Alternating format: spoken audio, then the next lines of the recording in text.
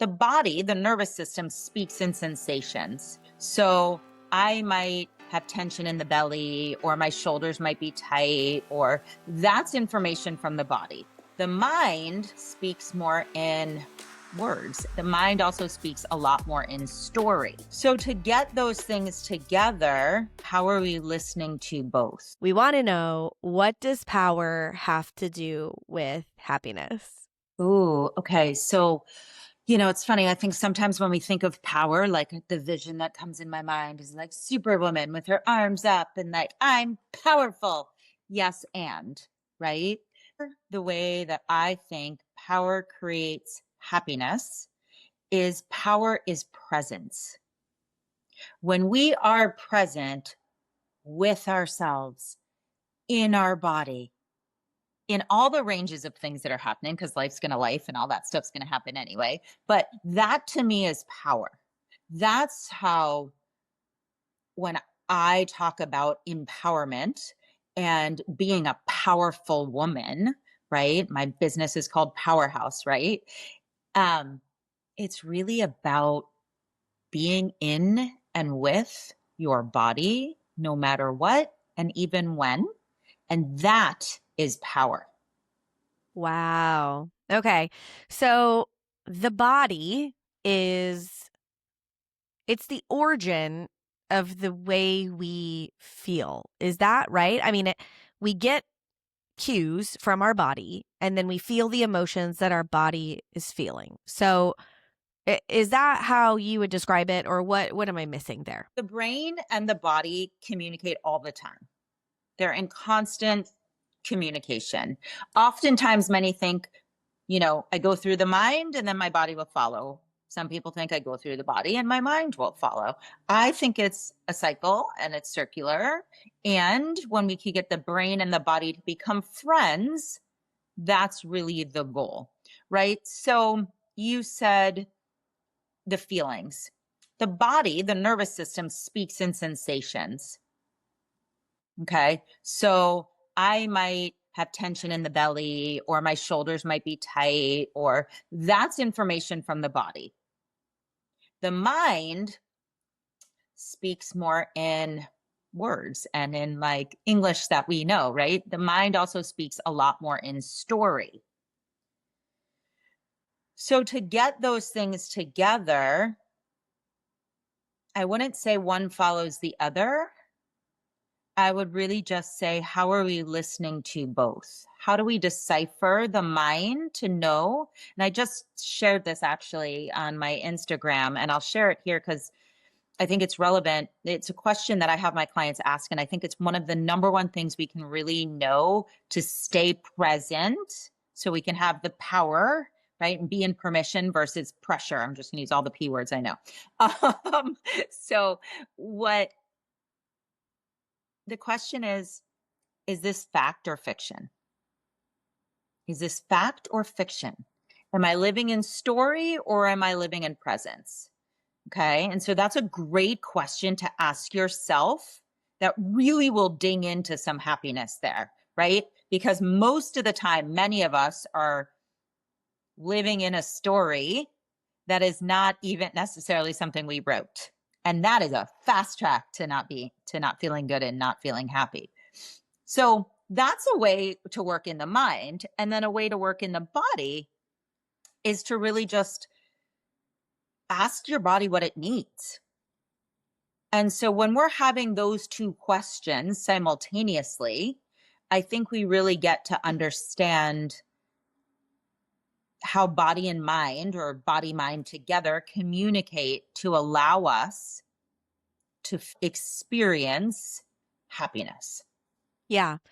So what I'm hearing you say is we're all walking around all day long just making up shit. Did you see the way she looked at me? Oh my God, what's going on? Oh, I looked in the mirror. I look like shit. Blah, blah, blah, blah. We're all just making shit up all day Making long. shit up. Making We are shit up. filled full of stories. It is not our fault. It does not make us wrong or bad. It makes us human and it makes us conditioned. And I will say that. Okay. We are conditioned. We are conditioned by social media, by the school system, by society, by weight loss culture, by diet culture, by like all of these things, right? Hustle culture. Like there's a lot of conditioning that happens that creates stories for us. And we walk around thinking they're gospel, thinking they're truth, but really we're living in a fiction. And again, when you started, you asked me what power was. And to me, power is presence. And if I want to be happy, truly, what do I need to do for me? I need to live in my lane, right? And so, but what is my lane? Is my lane even real or not real? Because a lot of where we create our displeasure in life is by believing stories that aren't real. You and I have a conversation. I'm like, oh, she did not like anything I said. Man, what did I say? What is wrong with me? I can't believe I said that. And then I'm spiraling into a story that may or may not have been anything that actually even happened.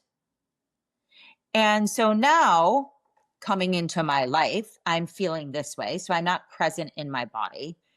I already am coming to the table with some big feels that we haven't had a conversation about. Now it's getting projected on everything else in my life.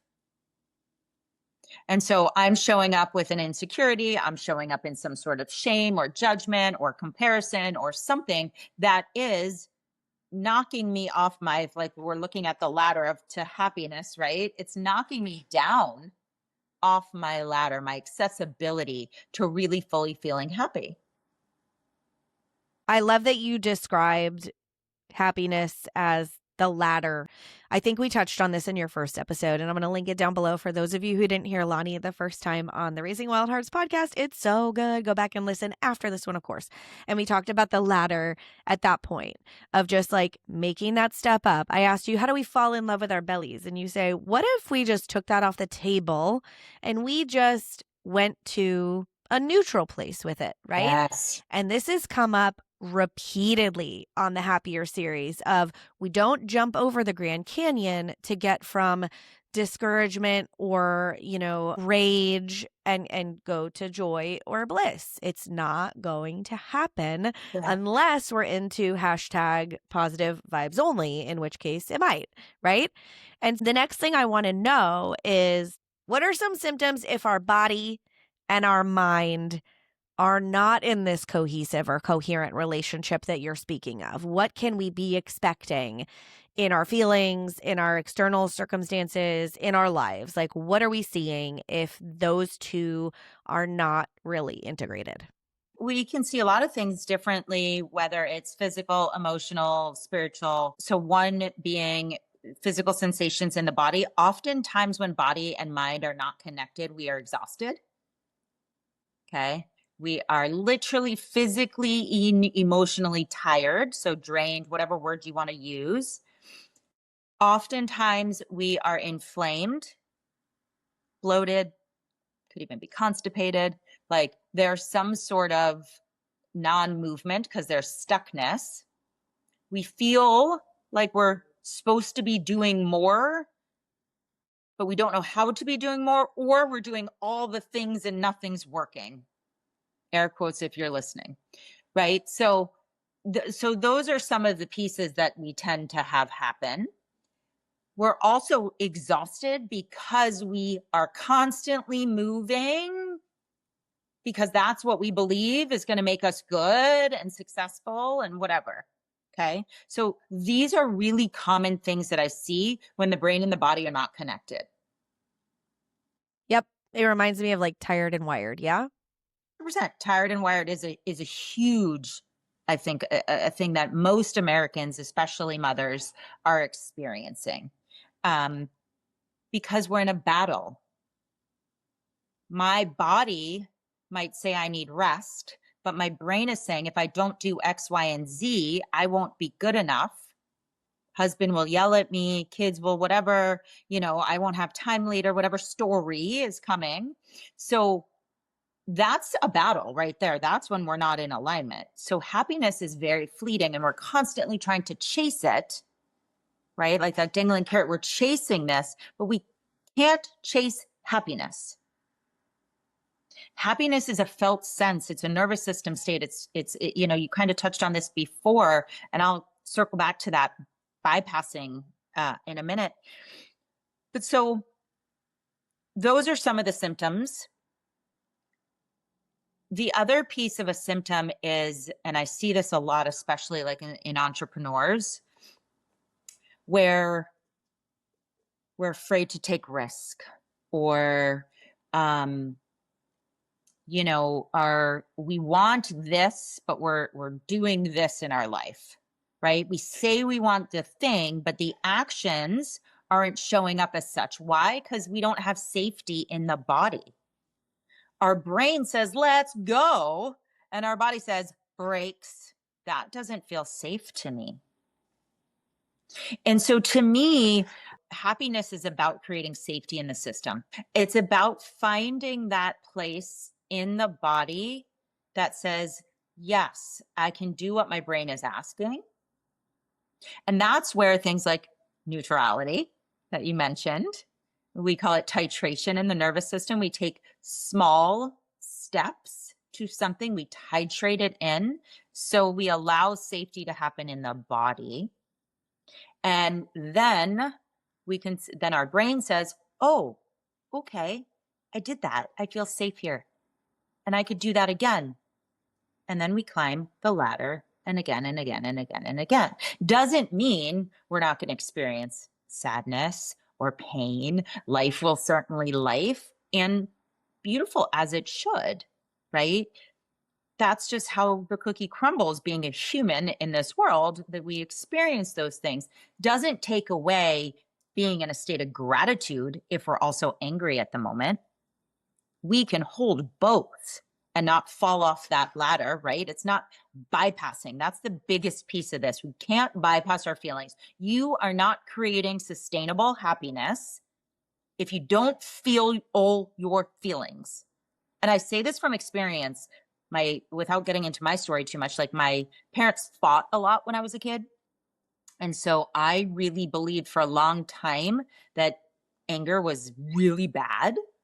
To a point where I wore it as armor, truly, I'm always happy. I never get angry. Yeah, everything's fine. Well, everything wasn't fine, as it turns out. Do you know what I mean? Spoiler alert. Yeah, spoiler alert. Everything was not fine, as it turns out. And embracing anger has only been, I'm 48. Embracing anger has probably been in the last 5 years, where I'm like, ooh, this is juicy. What do I feel angry about today? And then I can sit with it. Is that justified anger? Is this a protector part coming out? Was I triggered about something? Am I in story? Am I in fact or fiction? And I can play with that anger, but I'm not making it mean anything bad about me, because I'm happy and I have such gratitude for my life, and I'm also angry right now. You know what I mean? So getting the brain and the body is really about opening up the communication channels to both in compassion and curiosity, and letting any sort of judgment and shoulds kind of sit by the wayside. Then that's where we get rid of the story. You're the second person on this series, and we are well over halfway through, who has brought up the word compassion. So 1 out of 2 so far. And I think that word is really, really important. And you framed it as compassion for the self. Yeah. So, and we talked about compassion earlier in this series as not wanting someone else to suffer. So if we are framing us looking within with curiosity, which yes, we all know, we all have that here. We're ding, ding, ding. And then also with not wanting ourselves to suffer.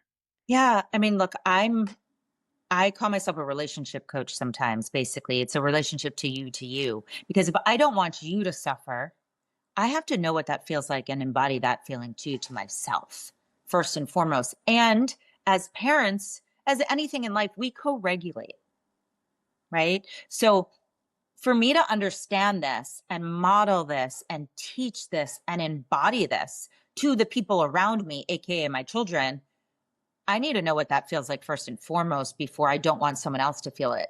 And we grew up in a world where obviously we don't want someone else to hurt, and that's beautiful. And what are we doing with ourselves? How are we showing that same compassion for our own system? So, that person who is exhausted, inflamed, bloated, I love that you use the word stuck. Oh, stuck. That person who feels like stuck on certain days or certain seasons of their life. What would you say is like that next step up on the ladder for them? I think a lot of us get stuck because, again, we live in the world of the external and we have pressures. And sometimes we can't get rid of all of the pressures. That's totally normal. But how can we lean into a little bit more permission for ourselves? Okay, so that's one way to get unstuck. Okay, giving ourselves a little permission just to be okay with where we're at now. That's that neutrality piece. I don't have to be happy today. I can just be okay. And that already softens the system. Okay. I don't have to be X, Y, and Z like Sally from down the street or whatever, where we take off that pressure. And I think that that allows a little bit of that unstuckness. From a somatic place, our breath is a huge help in releasing some of that stagnation in the system. In your collarbone, I don't know if people will see this, but in the collarbone, there's a piece, right? I'm like pushing this out so you could see it, but there's like a soft spot that's a little tender right underneath there that you can kind of massage or tap in EFT. And this is a good place to remove some of the stuck, stagnant energy of, like, if we're doing Chinese medicine and meridians, this is EFT. And you could just tap on this sometimes. So sometimes I'll start my day and I'll give this nice tap, and I'll even go like, because I'm moving energy through my body so that the sound is vagal toning. The vagus nerve runs kind of like your information highway from your brain to your belly, essentially. I'll keep it simple for this. So I'm moving that channel and I'm opening up that stuckness there so they can communicate better. Okay. Just some flowy movements like a cat cow, let's say, or a Sufi grind. Anything that will be a little bit flowy in the body. Maybe you want to shake out your hands, start to really release some of that. That's going to be a somatic way to release some of the stuckness.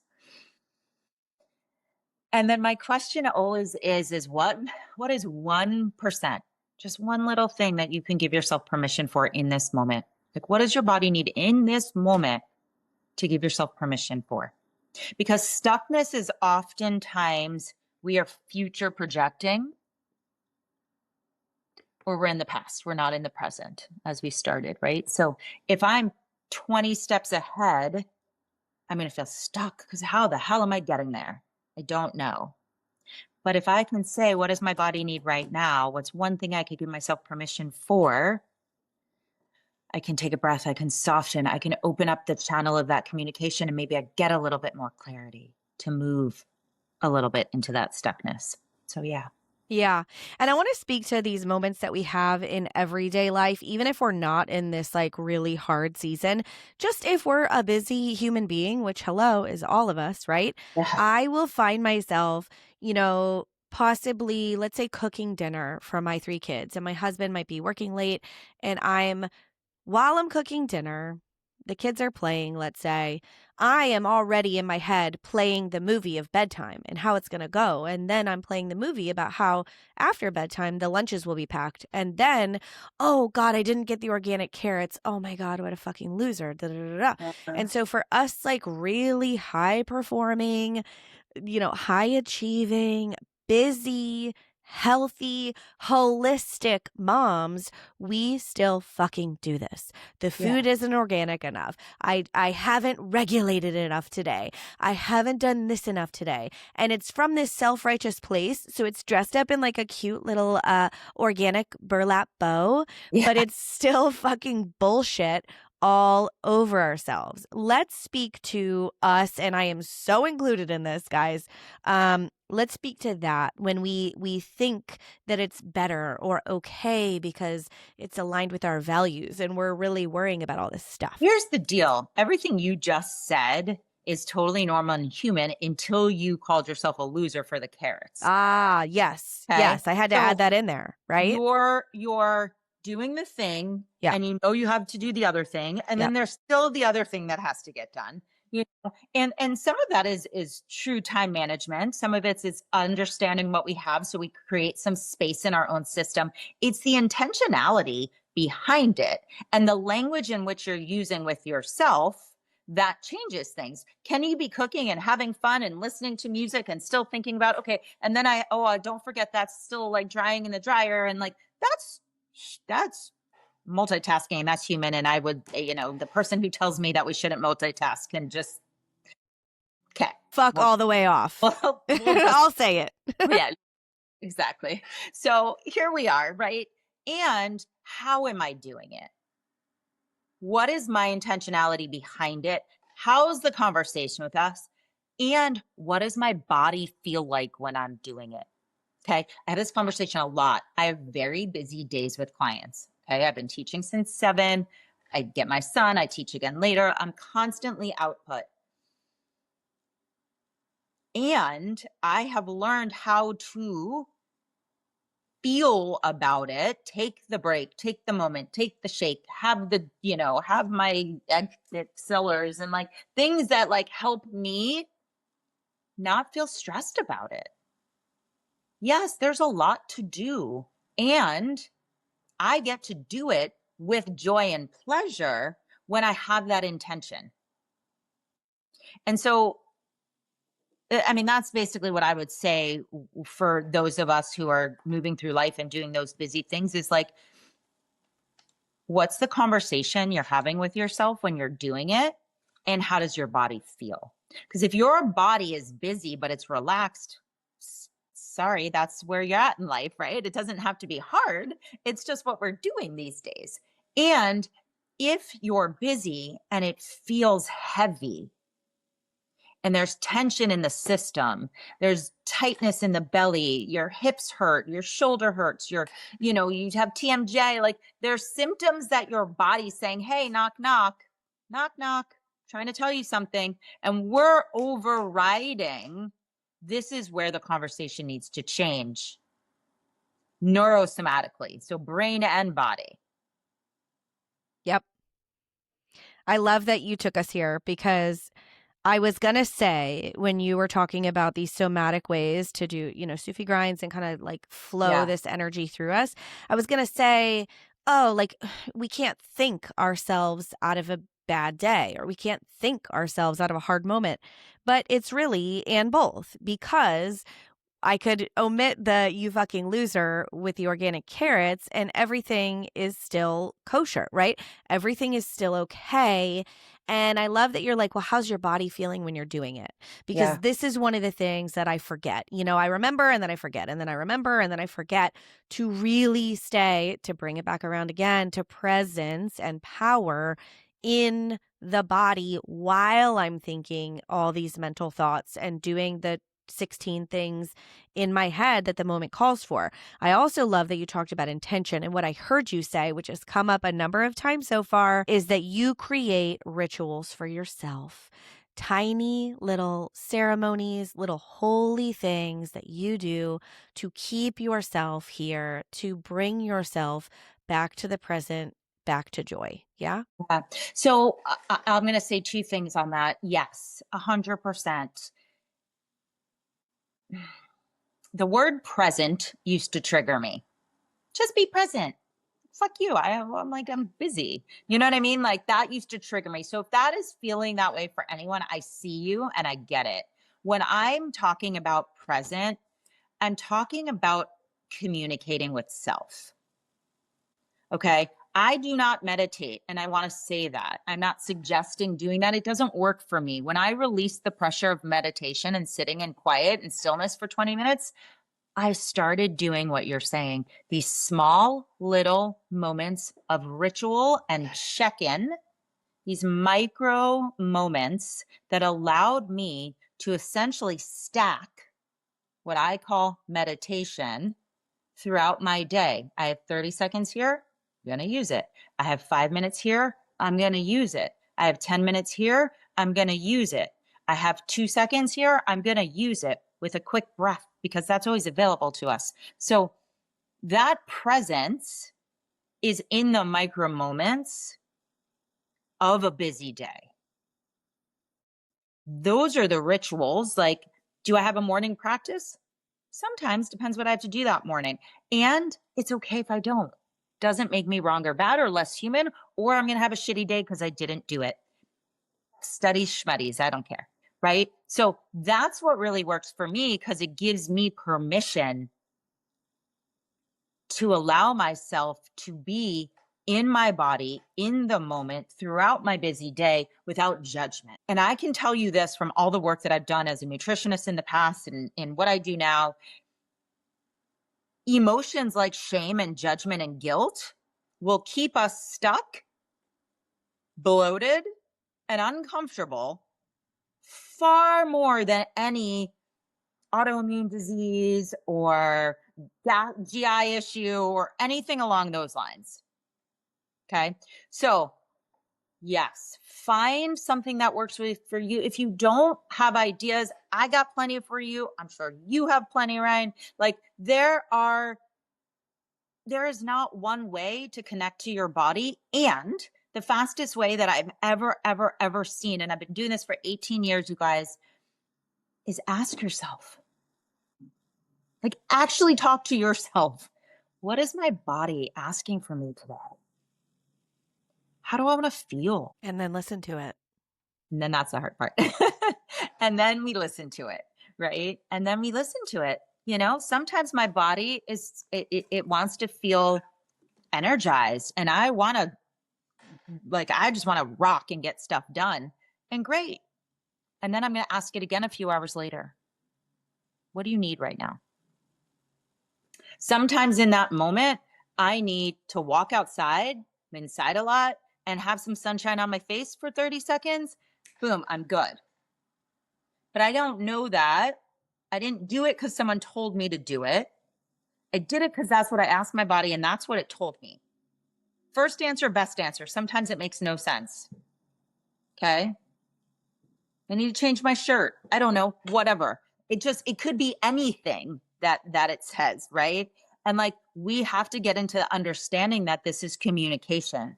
You know, all these coaches, you know, we talk about communication with your kids or your spouse but how are you communicating with yourself? Truly. And that again goes back to where the disconnect between brain and body is because we are constantly in communication with ourselves. We just don't fucking listen. Self-trust. When we hear the call and we answer the call, just a couple times, then maybe a couple more, we start to develop trusting ourselves. Like it's a muscle where we know that we know what we need. And we, and only we, can provide that for us. Not our husband, not our kids, not our job. Is there meaning and fulfillment in those outside things? Like, yes, I hope there is for everybody, right? And like the call is coming from inside the house.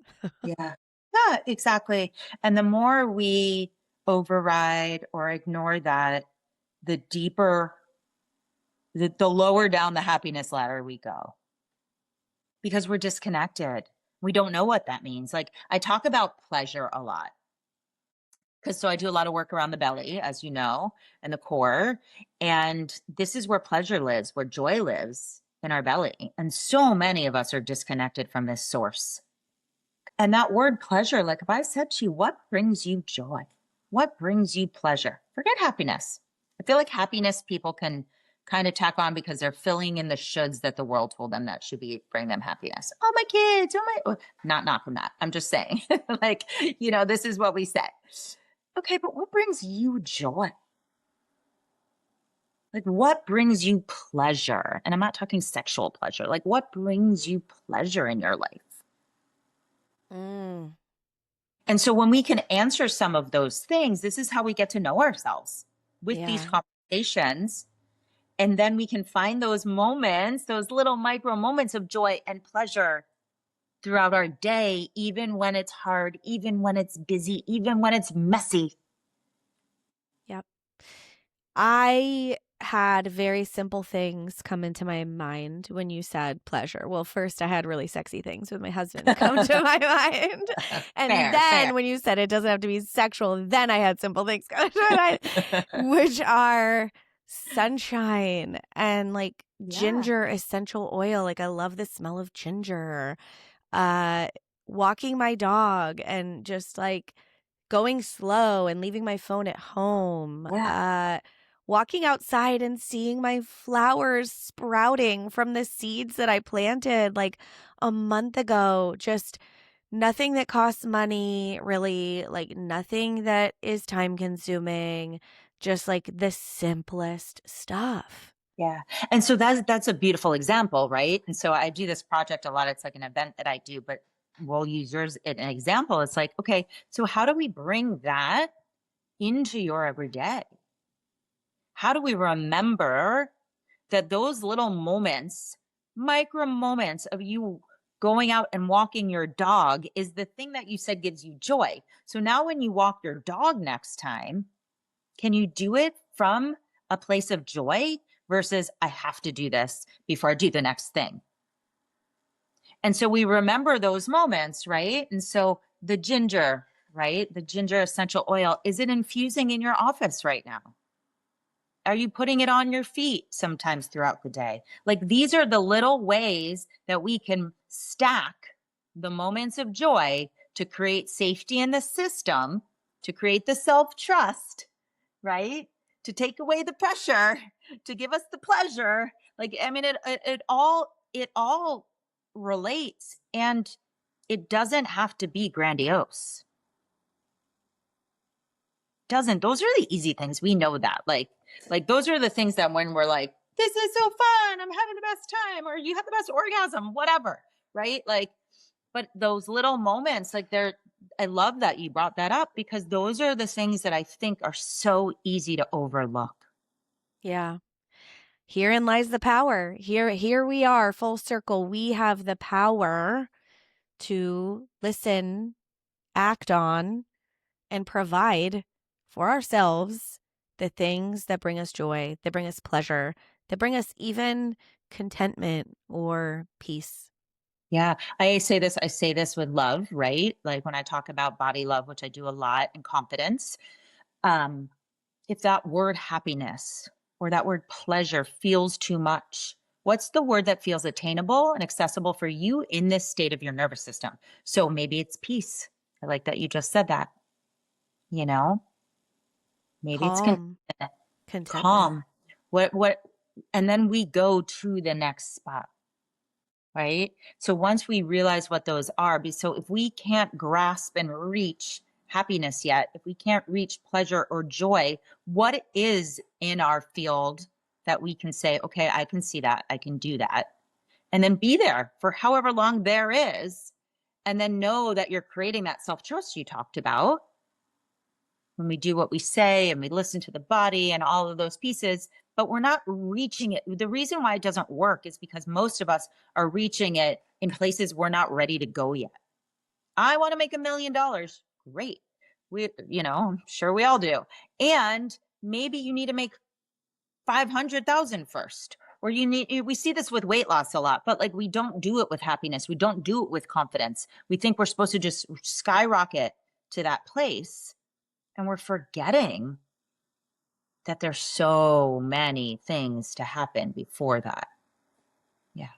Loni Markman, your work is absolutely brilliant, just like you. You are offering everybody here with us today, oh my gosh, a free 2-week trial of the Core Matrix Collective. Yes. Oh Yes. my Yes. gosh. So you'll get a bunch of master classes in there. I have body love challenges.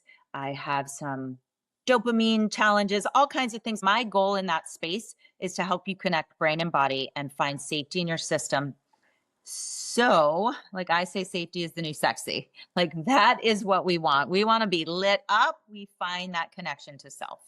Yeah, Yes, space for please. that. More of that for everybody and all of us, because when we are like in that state, everything we've talked about today, basically, you just Yeah. summed it up in the, when we are like that, that is when we are able to take care of ourselves. Yes, that's like the non-negotiable, but then also take care of the ones we love and spread light and love and joy to our communities and our friends and our family and everything. So I'm going to put that link down below. Thank you so Amazing. much My for being here, pleasure. Loni.